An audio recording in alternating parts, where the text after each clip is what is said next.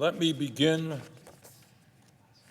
by thanking President Biden and Majority Leader Schumer for their leadership in the arduous process which has gotten us to where we are right now.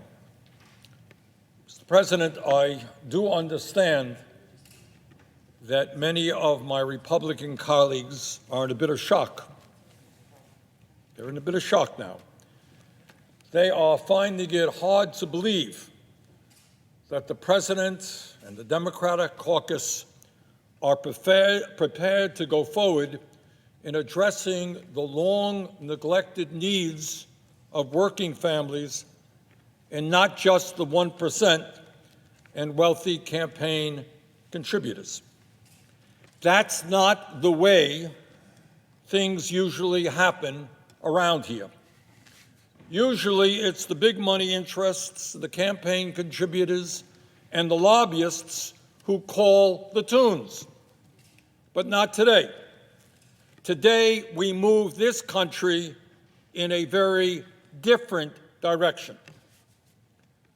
Mr. President, the American people are sick and tired of growing income and wealth inequality in our country, where two people now own more wealth than the bottom 40%, where the top 1% owns more wealth than the bottom 92%, and where 45% of all new income has gone to the top 1% since 2009.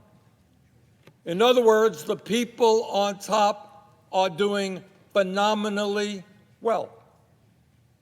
Meanwhile, while the very rich have become much richer, the gross unfairness of our current tax system has allowed in a given year some of the wealthiest people in our country and some of the largest and most profitable corporations to not pay a nickel in a given year in federal income tax, not one penny.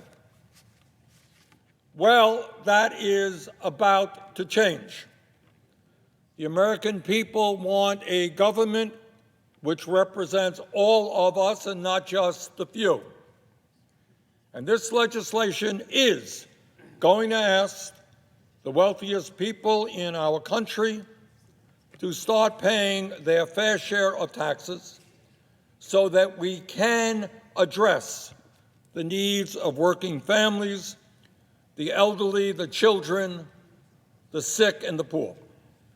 And despite what some of my Republican colleagues may be saying, no one in America who makes less than $400,000 a year will pay a nickel more in federal taxes.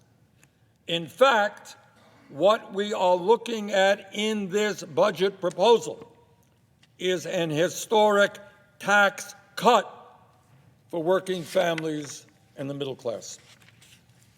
Further, and importantly, at a time when California is on fire, when Oregon is on fire, when Greece is burning, and when countries throughout the world are experiencing unprecedented drought, which will clearly impact food production, this legislation begins the process of combating climate change so that our kids and grandchildren can live in a country and a planet which is healthy and habitable.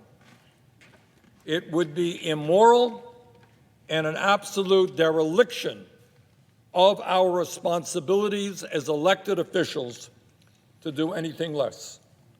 We cannot ignore climate change any longer. Now is the time for our great country to lead the world out of this existential crisis. And by the way, as we address the long-neglected needs of working families and as we combat climate change, we are going to create millions of good-paying jobs, many of them union jobs.